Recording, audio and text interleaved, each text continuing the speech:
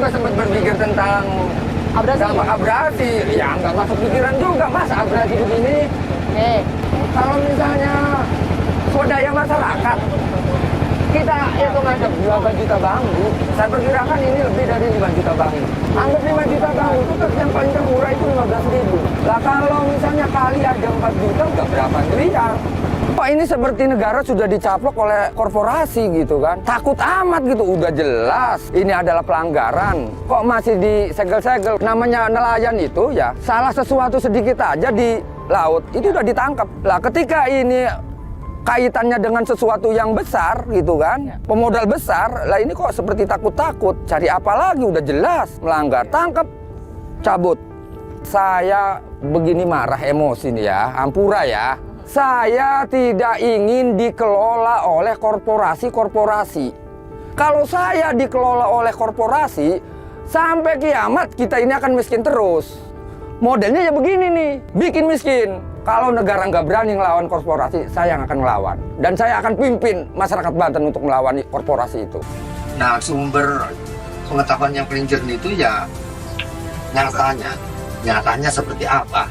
Label PSN ini kok ditempelin kepada perusahaan yang jelas-jelas ini satu merusak lingkungan, mengganggu dapur nelayan. Belum lagi sekarang itu kuarinya nih galian sini. Ini sawah produktif, digali katanya 2 meter doang sampai 9 meter kayak danau. Jualan acak-acakan. Orang aktivitas hari-hari ada yang ketabrak itu bukan 1-2 orang, makanya ribut kemarin di Teluk Naga itu bukan 1 orang 2 orang, lebih dari 7 yang ketabrak, makanya ngamuk masyarakat tuh, udah kalap sarap ngamuk. Itu artinya kok tingkah laku yang model begini kok jadi proyek strategis nasional. Pertanyaannya, strategis untuk siapa? Kalau ngomong nasional kan berarti ngomong rakyat tuh, Baji. Ngomong nasional kan ngomong rakyat.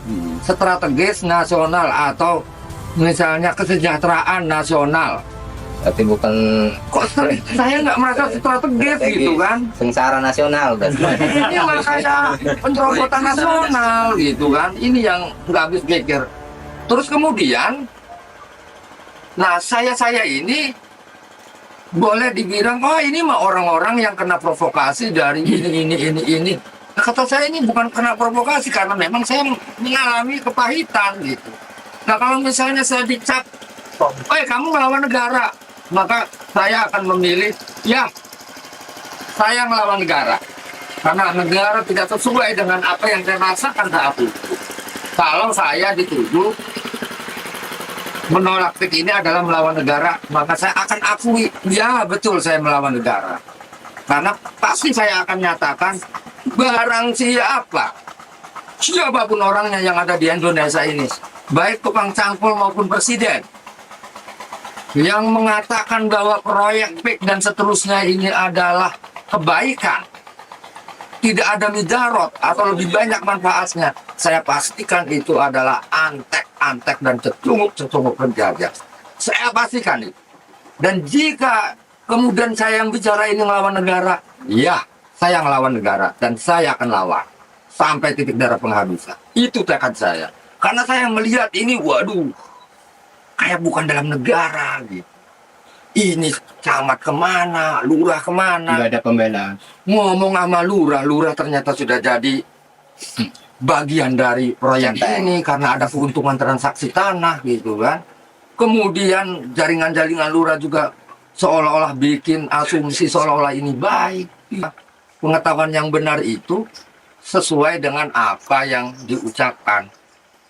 Misalnya kalimatnya bahwa ada kerusakan, ada dampak ekonomi kepada masyarakat. Melihat tuh bener, oh bener gitu. Artinya nelayan juga nggak boleh blow on amat. Saya setuju kalau nelayan itu nggak boleh bodoh. Oke, setuju. Sering banyak makan ikan yang seger-seger kok. Oh ya. Gitu kan. Tapi gini, Kang, ya. Tapi gini, ya. Kebetulan karena saya juga staf desa, di pelayanan. Begitu dong artinya. Iya, makanya kan saya juga perlu mengklarifikasi. Justru tadi sebelum-sebelumnya juga saya diundang oleh YLC ini. Saya terima kasih Pak Karni. Di sini saya mau mengklarifikasi bahwa memang saya selain staf desa, saya juga mengelola kelompok nelayan. Terima kasih Pak. Iya, Enggak mau ya, saya jawab sudah. iya, iya. Artinya, ya saya juga gitu. Mungkin itu aja dari saya.